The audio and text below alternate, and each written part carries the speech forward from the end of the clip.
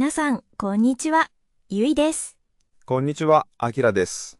日常の日本語チャンネルへようこそ。今日もゆっくり自然な日本語で話していきましょう。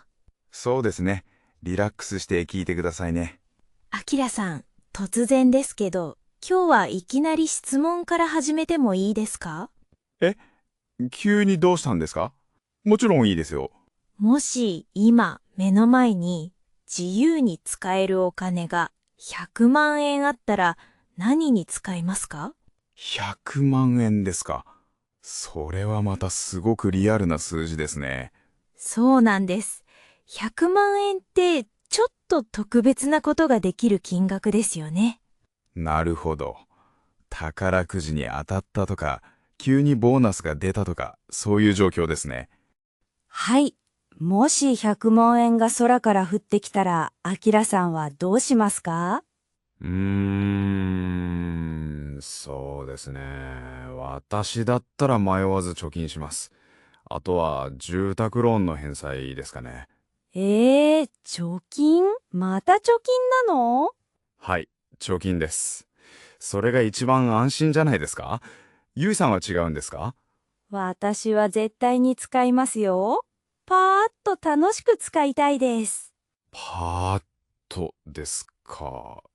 例えば何に使うんですか？北欧に行ってオーロラを見たいです。それか、ずっと欲しかったブランドのバッグを買うとか。北欧旅行にブランドのバッグ、まさにという感じですね。ええ100万円あったらそういう夢みたいな体験ができるじゃないですか。確かにそうですけど、全部使ってしまうのはもったいない気がします。もったいない？あきらさん、お金は使って初めて価値が出るんですよ。使って初めて価値が出るですか？そうです。銀行に数字として残っているだけじゃただの数字です。まあ、確かに数字といえば数字ですけど、100万円で今しかできない唯一無二の経験を買うんです。唯一無二の経験、つまり、かけがえのない思い出ということですね。その通り。思い出は誰にも奪われない一生の財産になります。なるほど。経験に投資するという考え方ですね。はい。若い時の旅行の思い出ってずっと心を豊かにしてくれますから。でも、ブランドのバッグは、経験というより、ただのものですよね。いやいや、アキラさん分かってないですね。え、どこが違うんですか？ずっと憧れていたバッグを手に入れた時のあの感動。そしてそれを持って出かける時のワクワク感。ワクワク感ですか。はい。これも素晴らしい心理的な満足感という経験なんですよ。心理的な満足感ですか。言葉の使い方がうまいですね、ゆいさんは。ありがとうございます。とにかく今しかできないことにお金を使うべきなんです。なるほど。今を楽しむことを一番大切にしているんですね。逆に、あきらさんはどうしてそんなに貯金したいんですか？それはズバリ、安心感です。安心感ですか。でも、100万円使ったからって明日から生活できなくなるわけじゃないですよね。そうなんですけど、貯金があるという事実が心の余裕を生むんですよ。心の余裕ですか。はい。何かトラブルがあった時や仕事を変えたくなった時、貯金が底力になります。つまり自分を守るための盾みたいなものですね。その通りです。お金は選択の自由を与えてくれるんです。選択の自由。それは確かに大事な言葉ですね。だからこそ、私は未来の自分のための安全な港を作っておきたいんです。でもそれってちょっとつまらなくないですか？つまらないですかね。私は逆に、一瞬の快感のために全部使ってしまう方が怖いです。一瞬の快感なんてひどい言われようですね。ごめんなさい。でも、もし100万円を投資して、複利で増やしたらどうなると思いますか？複利。利息が利息を生むあの複利ですか？そうです。10年後、20年後にはもっと大きな金額になります。確かにそうですけど、未来の数字を見つめてニヤニヤするだけですよね。それだけじゃありませんよ。急に車が壊れたとか、そういう突発的なトラブルにも対応できます。まあ、無駄遣いをしたくない、将来のために備えたいという気持ちはわかります。ここでゆいさんに一つ厳しい質問をしていいですか？何ですか？ちょっと怖いですけど、どうぞ。もし100万円を旅行やバッグで全部使い切った後で大きな病気になったらどうするんですか？それはちょっと痛いところをついてきますね。貯金がゼロだったら治療費を払うときに困りますよね。確かに病気になった時のことは考えていませんでした。だからこそ最低限の貯金は絶対に必要だというのが私の意見です。わかりました。じゃあ私もアキラさんに質問していいですか？はい、なんでしょう。一生懸命お金を貯めておじいちゃんおばあちゃんになったとします。その時、口座にたくさんお金があっても、もう旅行に行く体力もなかったらどうするんですか？それは、確かにそういうリスクもありますね。そうでしょ？若い時にしかできないことって絶対にありますよ。山登りとか、長時間のフライトとか体力が必要なことはありますね。そうなんです。お金は後からでも稼げますけど、失った時間は絶対に戻ってきません。若い時の時間はプライスレスということですね。はい。だから健康なうちに楽しむこともリスク管理の一つじゃないですか。なるほど。そういう考え方も一理ありますね。ゆいさんの言うことにも納得できます。でしょ？少しは私の今を楽しむという気持ち分かってもらえましたか？はい、よくわかりました。病気のリスクも怖いですが、体力がなくなるリスクも怖いです。ですよね。じゃあ私たちどうすればいいんでしょうか？このままだと平行線なので、少し妥協点を探りませんか？妥協点ですか。いいですね。探りましょ全部使うか全部貯金するかの二択で考えるから難しいんだと思います。う。ということは半分ずつにするってことですか？そうですね。例えば、分割法という考え方はどうでしょ分割法。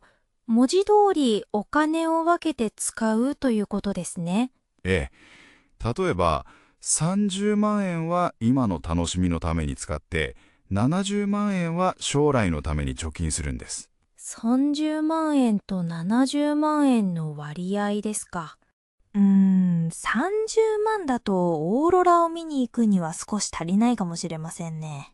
じゃあ、50万ずつ半分半分にしますか？ 50万。それならアジアの素敵なリゾートに行って、残りはしっかり貯金できますね。50万円貯金できれば何かあった時のための安心感も十分に得られます。それなら私のアクティブな性格も、アキラさんの慎重な性格も両方満たされますね。そうですね。お互いの価値観を尊重し合ういいバランスだと思います。でも本当にお金の使い方ってその人の性格がそのまま出ますよね。本当にそうですね。お金はただの道具ですが、その使い方には人生観が現れます。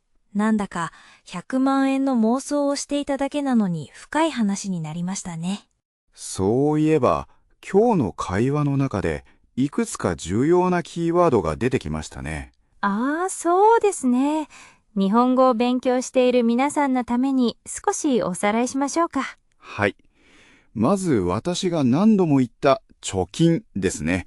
これはお金を貯めることです。また貯金なのって私が突っ込んだ言葉ですね。はい、その通りです。そしてゆいさんが言った無駄遣いという言葉。お金を無駄に使うことですね。私は自分の経験への投資は無駄遣いじゃないって主張しましたけど。わかっていますよ。あとは将来のためにという表現も便利です。未来の自分のために何かを準備するときに使いますね。将来のために勉強するとか。そうですね。そして最後に見つけた解決策が分割法、つまり分けて使うことでした。日常会話でよく使う言葉ばかりなので、ぜひ使ってみてくださいね。ちなみに日本の人たちはどちらかというと貯金派が多いと言われています。それはよく聞きますね。リスクを避ける傾向が強いからでしょうか。そうかもしれません。将来に対する不安からとりあえず貯金するという人が多いですね。でも最近は若い人を中心に物よりこと、つまり経験を重視する人も増えていますよ。なるほど。物よりことですか。いい言葉ですね。はい。車や時計といった物を持つよりも旅行やイベントなどの経験、つまりことにお金を使うんです。今日のゆいさんの主張そのものですね。ええ。だから日本人の考え方も少しずつ変わってきているのかもしれませんね。時代とともにお金の使い方も変化していくんですね。さて、あっという間に時間が過ぎてしまいましたね。そうですね。もし100万円あったらというテーマ、意外と白熱しました。100万円でバッグを買うか、それとも安心を買うか、永遠のテーマかもしれません。極端な二択ではなくて、自分にとって最適なバランスを見つけることが大切ですね。はい。今日見つけた50万円ずつ分けるという折衷案はすごく納得できました。私もたまには経験のためにお金を使うことも大事だと気づかされました。あきらさんからそんな言葉が聞けるなんて今日は大成功です。ゆいさんの情熱に少し押されたのかもしれません。これからもこんな風にいろいろなテーマで楽しく意見を交換していきたいですね。皆さんは今を楽しむ派ですか？それとも将来のために貯金する派ですか？ぜひコメント欄で教えてください。私はゆいと同じ享楽派だというコメントをお待ちしています。いやいや、アキラと同じ貯蓄派だというコメントもお待ちしていますよ。今回の会話のスクリプトはコメント欄の一番上に固定してあるリンクから見ることができますよ。シャドーイングの練習などにぜひ活用してくださいね。もしこの動画が役に立った、面白かったという方は、高評価とチャンネル登録をお願いします。次回は日本での家探しについてお話しする予定です。お楽しみに。それでは、今日も最後まで聞いていただきありがとうございました。また次回お会いしましょう。